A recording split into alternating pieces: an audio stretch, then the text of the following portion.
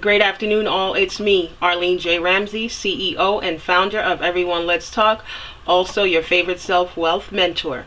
I would like to talk about the fact that many are still amazed at the fact that racism still exists. And I hate to be the bearer of bad news, but racism still exists.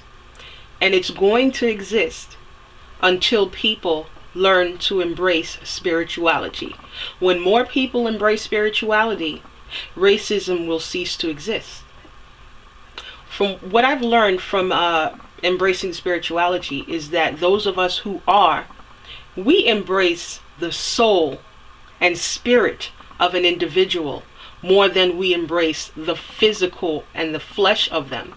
So when we look in your eyes, we see right to your soul. We are able to see and determine what type of spirit you are. And we connect with the likeness of a person's soul. That's what we connect with. Here's how you know this is true. When you go on vacation, how is it that you have such a great time and you can connect with people who are total strangers? How does that happen? Why? Because you're able to connect with the likeness of that person's soul. You're no longer in your element of having to put on a armor of I'm just tough and I'm this and I'm whatever the case may be on how you handle yourselves in your daily lives. You don't do that when you're on vacation. And everyone lets that armor down, and when you go on vacation and you go to foreign places, you communicate with people from all walks of life. That's the spirit connecting with spirit. That's a prime example of it. And racism don't exist when you're on vacation.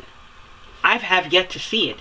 I've seen people of all colors and nationalities have a great time on vacation and talk about everything.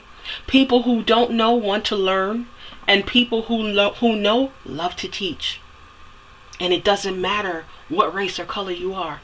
And everyone is genuine. Prime example. So let me bring you back to how you guys are enveloping and embracing yourself in racism, which is nothing more than the good old American brand. Don't let the smoke and mirrors get to you.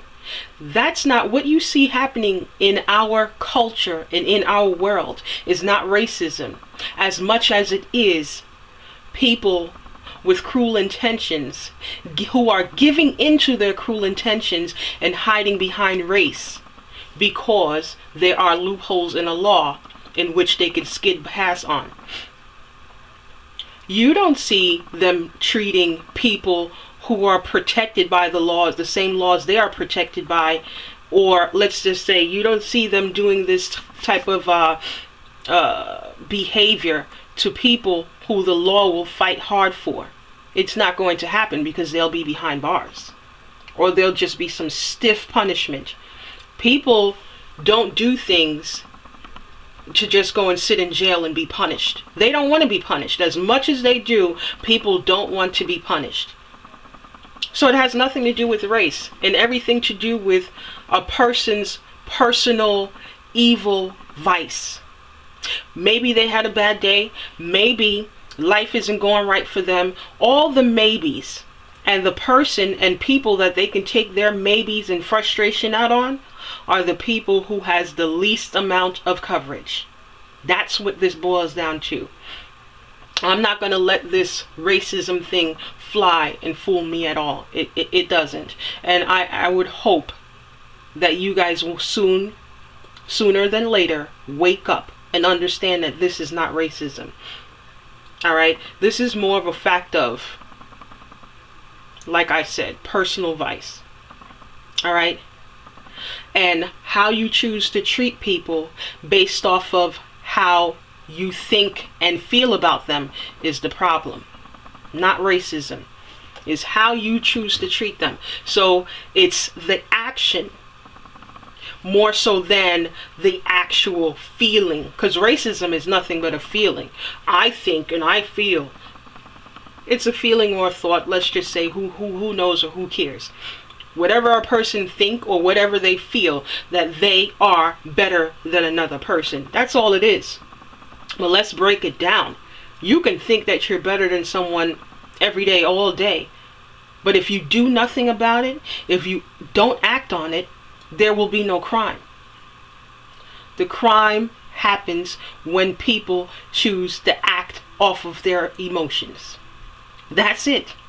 It is how you choose to treat people based off of how you think about them, how you feel about them, how you think about yourself, and how you feel about yourself. Also, how does one person, regardless of what race it is they are, how does one person represent an entire race? Example, how can George Zimmerman represent an entire race? He can't, because if my memory serves me correctly, he's mixed, right? Both parents doesn't have the same nationality. So he can't represent one race, and Trayvon Martin does not represent the entire African American race. That is impossible. So again, do not let the smoke and mirrors fool you. This has everything to do with people taking their personal frustrations out on people who have the least amount of coverage. So this goes back to the things I said again, the things I've said in a previous recording.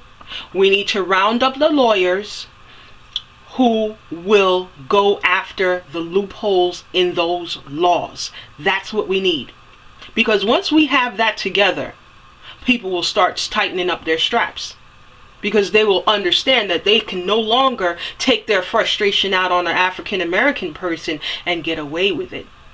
They'll have to meditate, hit the gym, do something else other than cause harm to another human being. That's what this is about. I hope this sheds some light to you guys. I'll definitely have something posted for you later on this week, okay? And you guys, pay attention to what I'm telling you. I don't steer people wrong. This is not racism at all. Not racism. Don't let the smoke and mirrors get you. All right? Enjoy the rest of your week, okay? Peace.